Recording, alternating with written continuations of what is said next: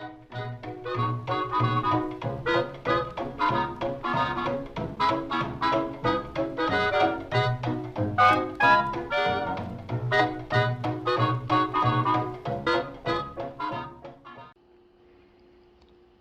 evening, everyone. It's Vintage Vinny, and welcome to another thrift haul. Everything we're going to be looking at today came from Heavy Pickup, some of the thrift stores in town, and a couple of the peddler malls because I didn't find very much at the two. So without further ado, let's go ahead and get started. As you all can see, we are sitting in my garage right now because this heavy thing is not easy to move.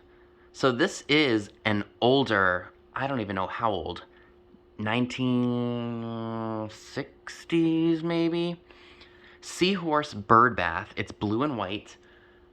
I'm not gonna lie to you, I was actually kind of scared to bring this home because, you know, as you all know, I have a lot of stuff, but I just could not fathom this piece getting thrown out. I guess my neighbors up the road here do different things with like different lawn ornaments, so this was just one thing I guess they didn't want anymore. And as you can see, it is not in the best of shape. I mean, it's got some damage here, but like I said, I just couldn't fathom this being thrown away. It is just, it's old and it does have some value.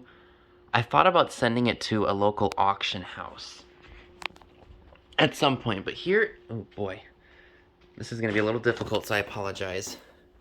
But here's what it says right here. Copyright Concrete MCHY Co. in Hickory, North Carolina. And like I said, it's just something I couldn't watch get tossed because I looked at it and something just said it has age, grab it, even though I probably shouldn't. And honestly, it's the only thing I think I have that's in our garage. Another thing that I rescued from the trash are these two paintings. They are older. They're Italian, or at least I think they're Italian. It's got a signature right here. Now, I know nothing about art at all, but I was really attracted to the different colors in it. If I had to guess a date, I mean, if I look at the back, I apologize if I'm whispering. My family's upstairs trying to sleep. There's no date on them, but they go together and they were free. You know, I brought in some other pieces that my mom was like, probably should redonate them. See, I'm one of those people that when we do heavy pickup and I see things that are being chucked that somebody can use, you know, I'll bring them home, and if we can't use them, I'll throw them in a donation box and I'll send them to the Goodwill. Because I just think that it's so wasteful. Or if it's something bigger that I don't want to lug to the Goodwill or have it sit, I'll put it out for our own heavy pickup. It works out in the end. So I couldn't let these get thrown away.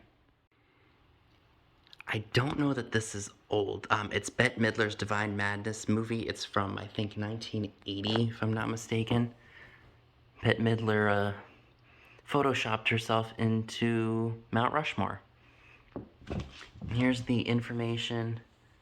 Was rated R in 1980. It starred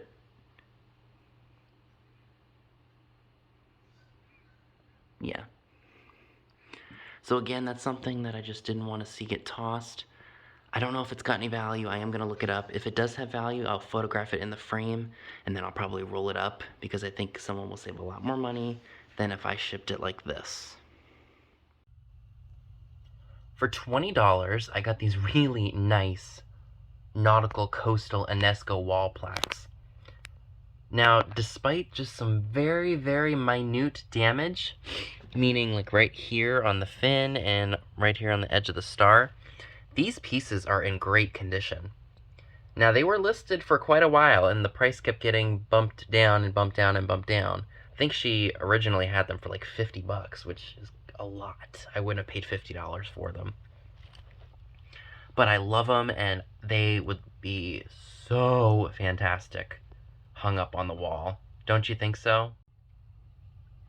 For only $12, I got a 1951 Movie Pinups magazine. It's got Elizabeth Taylor, probably 18 or 19 years old at the time. And it has some really great images of pinups. And what's funny is there's cheesecake, there's glamour girls, there's sweater girls, and then there's He-Man. So I'll give you guys a little glimpse, and maybe I'll do another video about the whole magazine. Would you guys like that? For cheesecake, we've got Terry Moore, and we've got Janet Leigh, dressed in some very sexy bathing suits. For glamour portraits, I've chosen the lovely Ava Gardner and the beautiful Arlene Dahl. Alright, ladies, and for you gents who like the guys, we've got a couple shots of beefcake. We've got Tony Curtis, and we have Gordon McCrae. I'll give you ladies a close-up of Tony Curtis right there. And here's a close-up of Gordon McCrae.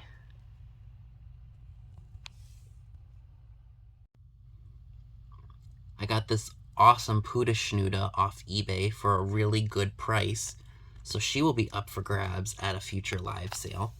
Now, she is not perfect.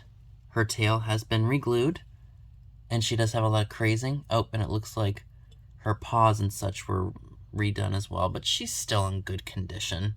I just couldn't let her go. Like a lot of us out there, we're finding jack squat at our thrift stores, and our peddler malls and our antique malls are the places where we're scoring the best stuff. Not to say that thrift stores are completely down the drain, because good things still come through every now and then. But mine, lately, just haven't had much. So this was from the second place that I went to. It's an old tape dispenser, and it says, "We grow too soon, old und too late schmart." It doesn't have a maker or anything on it, but it's heavy, so this would look really good in boho, or, you know, if you just like this color. I would say this is probably from the 60s or the 70s. But nice heavy duty, good quality. The only thing you'll have to buy and replace, which is easy to do, is the holder for the tape. So I found a new in the package bells and trim hanging art decoration by Beastle. It's from about, no, it's not Beastle, Beistel, sorry. It's from about 1979, packaged in 1980. So I had to have that. Here's what it looks like. I will do my research first to see if it has any value. If not, I will probably offer this up at a live sale. Now these, if you can find them, are definitely worth picking up. They're the lids for the casserole dishes. Constantly when you find Pyrex, whether it's at the antique stores or at the flea markets or the thrift stores, sometimes they just don't have lids. So it's nice to have a few of these on hand when you can get them cheap enough.